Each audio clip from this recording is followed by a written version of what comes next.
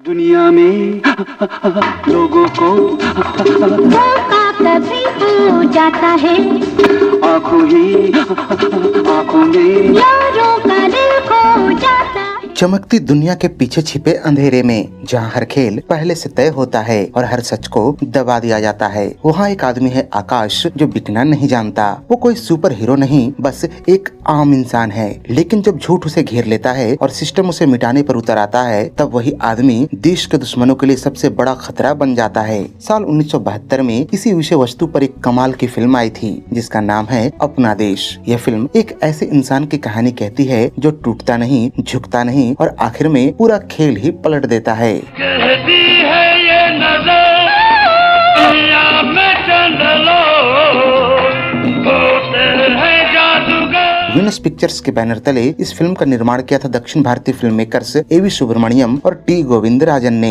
तथा निर्देशित किया था जाम्बुलिंगम ने। फिल्म की कहानी लिखी थी मुल्लुपुड़ी वेंकट रमन ने तथा पटकथा व संवाद लिखे थे इंदर राज आनंद और राज बलदेव राज ने। तकरीबन 2 घंटे 45 मिनट लंबी इस फिल्म को रिलीज किया गया था 26 मई 1972 को तथा इसके प्रमुख व सहायक भूमिकाओं में नजर आए थे राजेश खन्ना, मुमताज, ओम प्रकाश, जगदीप, कन्हैया लाल, मदन पुरी, एम के मूर्ति, मनमोहन कृष्णा, सत्येन कप्पू, CS दुबे, सुंदर, मनमौजी आदि। फिल्म अपना देश की लोकप्रियता में इसके गीत संगीत की भी अहम भूमिका रही, जिनके बोल लिखे थे आनंद बख्शी ने तथा धुनें बनाई थी राहुल देव बर्मन ने। फिल्म में कुल 6 गाने रखे गए थे जिनके बोल हैं गजरा लगा के गजरा सजा के, रोना कभी नहीं रोना, सुन चंपा सुन तारा, आजा ओ मेरे राजा, ए बाबू ले लो ना नारियल और फिल्म का सबसे लोकप्रिय गीत दुनिया में लोगों को। हालांकि इनके अलावा इस फिल्म के लिए एक और गीत रिकॉर्ड किया गया था जिसके बोल हैं मैं तो मानू तो है सैया। यह गीत फिल्म में शामिल नहीं किया जा सका, लेकिन आप इसका ऑडियो YouTube पर सुन सकते हैं। खैर, फिल्म के इन गीतों में अपनी आवाज दी थी किशोर कुमार, लता मंगेशकर, आशा भोसले, राहुल देव बर्मन, विजेता पंडित और संध्या पंडित ने।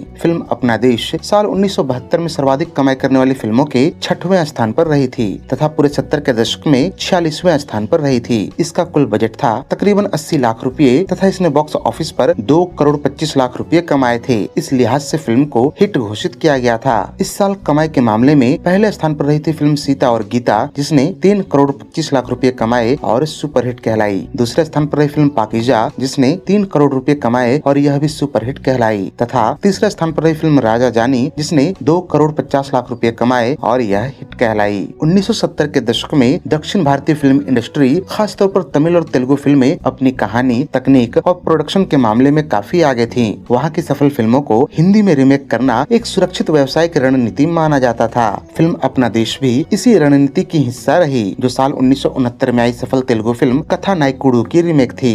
इस तेलुगु फिल्म में NT रामाराव और जयललिता नजर आए थे। 1970 और 80 के दशक में राजेश खन्ना का स्टारडम अपने चरम पर था। इस दौरान उन्होंने और कई ऐसी फिल्मों में काम किया जो दूसरे भारतीय भाषाओं या विदेशी सिनेमा से प्रेरित थी या उनकी आधिकारिक रीमेक थी। इस कड़ी की शुरुआत हुई थी साल 1969 में आई फिल्म खामोशी से जो 1959 की बंगाली फिल्म दीप ज्वले जाई का हिंदी रूपांतरण थी। इसी साल इत्तेफाक भी रिलीज हुई जो 1964 की Hollywood film signpost to murder पर आधारित थी। साल 1970 में आई द ट्रेन 1967 की मलयालम फिल्म कोचिन एक्सप्रेस का हिंदी रूपांतरण थी। गौरतलब है कि साल 1972 का साल राजेश खन्ना के करियर में बेहद यादगार रहा। इस साल आई उनकी फिल्म बावर्ची 1966 की बंगाली फिल्म गल्पो होलो सत्ते से प्रेरित थी। इसी साल यानी कि 1972 में इनकी सबसे चर्चित फिल्म अमर प्रेम भी आई जो 1970 की बंगाली फिल्म निशी पद्मा का रीमेक थी। इस साल ही दिल दौलत दुनिया रिलीज हुई जिसमें 1948 की हिंदी फिल्म पगड़ी और 1947 की Hollywood film it happened on 5th Avenue का असर देखा जा सकता है। साल 1974 में आई प्रेम नगर 1971 की तेलुगु फिल्म प्रेमा नगर की रीमेक थी।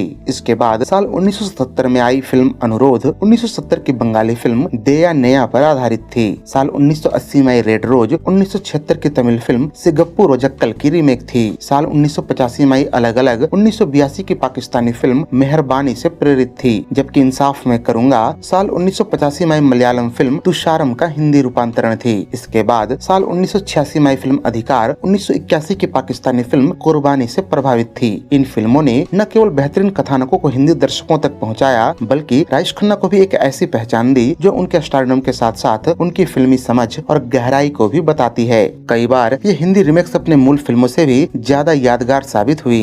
बात करें फिल्म अपना देश में राजेश खन्ना के बतौर लीड हीरो चयन की, तो इसके पीछे भी एक बड़ी ही दिलचस्प कहानी है। दरअसल हुआ कुछ यूँ था कि जब अपने देश के निर्माताओं जो कि दक्षिण भारतीय थे, उन्हें जब तेलुगु फिल्म कथा नायकुडू की जोरदार सफलता देखी, तो उन्होंने सोचा कि इसे हिंदी में बनाकर अच्छा मुनाफा कमाया जा सकता है। ऐसे में सबसे पहले उन्होंने इसके हिंदी रिमेक के लिए एक खास हीरो की तलाश शुरू कर दी। उनके दिमाग में पहला नाम था हिंदी फिल्मों के जुबली स्टार राजेंद्र कुमार का। इन निर्माताओं का राजेंद्र कुमार से पुरानी जान पहचान थी। ऐसे में पुराने दोस्त होने की वजह से उन्हें भरोसा था कि कुमार साहब शायद अपनी फीस कम कर देंगे। एक दिन इसके प्रोड्यूसर्स बड़े ही जोश के साथ राजेंद्र कुमार से मिलने एक फिल्म स्टूडियो में जा पहुंचे। राजेंद्र कुमार के मेकअप रूम के दरवाजे पर पहुंचते ही उनकी धड़कन तेज हो गई। वे जानते थे कि इस फिल्म की सफलता इस एक निर्णय पर निर्भर कर सकती है। कमरे में कदम रखते ही उन्होंने देखा कि राजेंद्र कुमार गंभीर मुद्रा में बैठे हैं। उनकी आंखों में वही आत्मविश्वास और गंभीरता झलक रही थी जो उन्हें हमेशा उनके किरदारों में दिखती थी। प्रोड्यूसर्स ने बड़ी उम्मीद से प्रस्ताव रखा, फिल्म की कहानी, बजट और अपने विचार साझा किए। साथ ही कहा कि हमारी बजट थोड़ी टाइट है, अतः आपको अपनी मार्केट प्राइस से कम फीस लेनी होगी। यह सुनकर राजेंद्र कुमार ने गंभीरता से सिर हिलाते हुए कहा कि ये संभव नहीं हो पाएगा। आखिर मेरे भी तो अपने खर्चे हैं और मैं अगर कम फीस में काम करने लगा तो एक दिन दिवालिया ही हो जाऊंगा। प्रोड्यूसर ठिठक गए। यह शब्द उनके लिए मानो बिजली की तरह थे। वे सोच रहे थे कि इतना करीबी दोस्त और इतना सख्त, उनकी कोशिशें, उनकी योजनाएं, सब कुछ एक ही झटके में ठंडी हो गई। उन्होंने हाथ में अपने दस्तावेज थामे और निराशा में कमरे से बाहर निकलने लगे। कमरे से बाहर आते ही उनकी नजर पास के एक अन्य मेकअप रूम में गई। वहाँ बैठे थे राजेश खन्ना। खन्ना साहब अपने अंदाज में शांत, आत्मविश्वासी और सहज दिख रहे थे। उनकी आंखों में वही चमक थी जो दर्शकों के दिलों को हमेशा छू जाती थी। खैर, उन प्रोड्यूसर्स ने तुरंत खन्ना साहब को अलग ले जाकर अपनी परेशानी बताई। वे बताते रहे कि कैसे उन्होंने राजेंद्र कुमार से मिलने की कोशिश की और कैसे सब कुछ असफल हो गया। राजेश खन्ना ने उनकी बात बड़े ध्यान से सुनी। उनके चेहरे पर हल्की मुस्कान थी, जैसे उन्हें सब कुछ समझ में आ गया हो। फिर उन्होंने कहा, ठीक है, मैं करूंगा आपकी फिल्म को। ये शब्द जैसे जादू के समान थे। उन प्रोड्यूसर्स की आंखों में उम्मीद की चमक लौट आई। उनके चेहरे पर खुशी और राहत के भाव थे। कुछ हफ्तों बाद फिल्म की शूटिंग शुरू हो गई। हर दिन राजेश खन्ना अपने किरदार में डूबते अपने अभिनय से सबको मंत्रमुग्ध कर देते। उनकी सहजता, मुस्कान और आत्मविश्वास सेट पर मौजूद हर किसी का मनोबल बढ़ा रहे थे। प्रोड्यूसर सब समझ गए थे कि कभी कभी कठिन निर्णय और तुरंत सही समय पर लिया गया फैसला ही बड़ी सफलता की कुंजी होती है। खैर, फिल्म अपना देश की नायिका के रूप में नजर आई थी बला की खूबसूरत और बेहद ही प्रतिभावान अभिनेत्री मुमताज। फिल्म में दोनों की जोड़ी चिर परिचित अंदाज में नजर आई, जिसे दर्शकों का भरपूर प्यार मिला।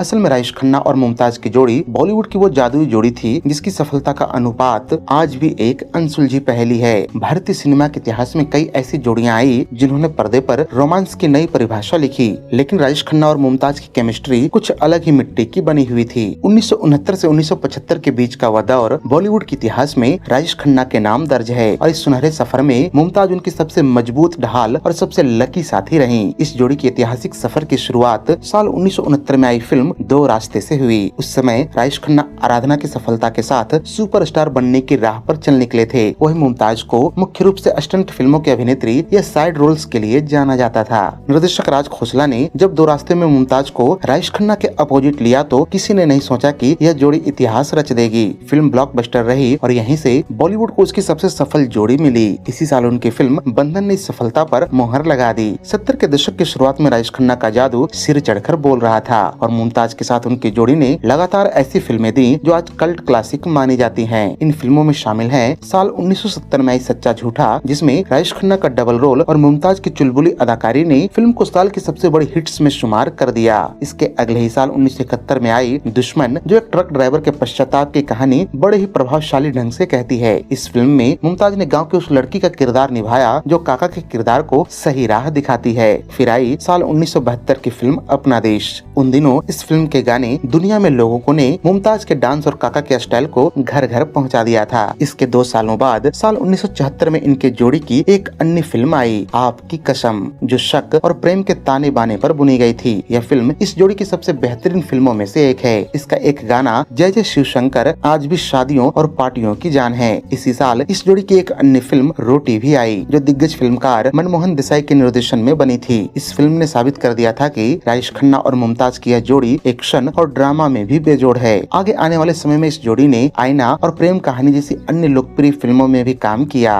खैर, जहाँ तक बात है राजेश खन्ना और मुमताज के निजी रिश्तों की, तो इसको लेकर दशकों तक अलग अलग चर्चाएं रही। असल में मुमताज इकलौती ऐसी अभिनेत्री थी जो राजेश खन्ना के मूड स्विंग्स को संभाल सकती थी। मुमताज ने अपने कई इंटरव्यूज में बताया है कि राजेश खन्ना उनके प्रति काफी अधिकार रखते थे। पता नहीं इस बात में कितनी सच्चाई है, लेकिन ये अफवाह भी था कि अगर मुमताज किसी और हीरो के साथ फिल्म साइन करती थी तो राजेश खन्ना उनसे कई दिनों तक बात नहीं करते थे। वे मुमताज को प्यार से मोटी कहकर बुलाते थे। साल 1974 में जब मुमताज ने मयूर मधवानी से शादी कर बॉलीवुड छोड़ने का फैसला किया तो राजेश खन्ना सबसे ज्यादा आहत हुए थे। उन्होंने यहाँ तक कह दिया था कि मेरा दाहिना हाथ कट गया है। हालांकि उनके बीच कभी आधिकारिक तौर पर प्रेम संबंध की पुष्टि नहीं हुई, लेकिन उनके बीच एक गहरा भावनात्मक जुड़ाव हमेशा रहा। यहाँ हैरानी की बात यह भी है कि इतनी बड़ी स्टार पावर होने के बावजूद इनके बीच कभी कोई बड़ा सार्वजनिक विवाद नहीं हुआ। इसका श्रेय मुमताज जी के व्यवहार को जाता है। जहाँ अन्य अभिनेत्रियाँ राजेश खन्ना के नखरों से परेशान हो जाती थीं, मुमताज उन्हें उनके ही अंदाज में जवाब देती थीं। कहते हैं कि फिल्म रोटी की शूटिंग के दौरान राजेश खन्ना को मुमताज को कंधों पर उठाकर बर्फ पर चलना था। काका हर सुबह मजाक में कहते थे कि आज फिर इस मोटी को ढोना पड़ेगा, और मुमताज हंसते हुए पलटवार करती थीं। उनके बीच का मुकाबला हमेशा बराबरी का रहता था।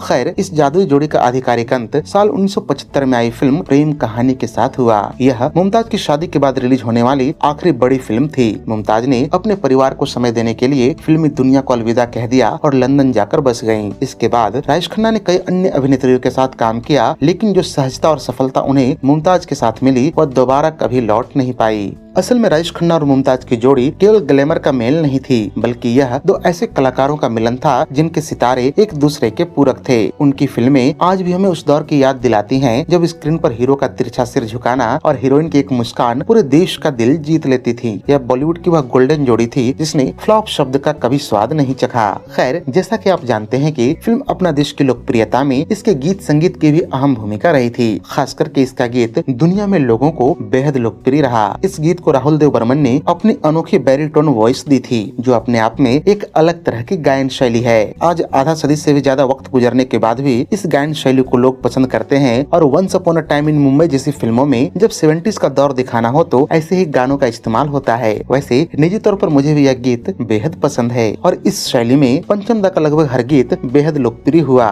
चाहे बात करें कारवां फिल्म के गीत, पिया तू अब तो आजा की, शोले फिल्म के गीत, महबूबा महबूबा की, या फिर किताब फिल्म के गीत, धन्नो की आंखों में रात का सुरमा की। वैसे पंचम दा की इस गायन शैली पर आप क्या सोचते हैं, हमें कमेंट में जरूर बताएं। तो ये थी साल 1972 में आई राजेश खन्ना और मुमताज स्टारर फिल्म अपना देश पर हमारी एक विशेष प्रस्तुति। उम्मीद है कि ये आपको बेहद रोचक लगी होगी। अगर इस वीडियो ने आपको तनिक भी प्रभावित किया हो तो इसे लाइक करें और अपने जैसे अन्य सिने प्रेमियों को भेजें। फिलहाल आज के इस वीडियो में यहीं तक। मिलते हैं ऐसे ही एक और दिलचस्प वीडियो के साथ। तब तक हमारे चैनल पर उपलब्ध अन्य वीडियोस का भी आनंद लेते रहिए। धन्यवाद।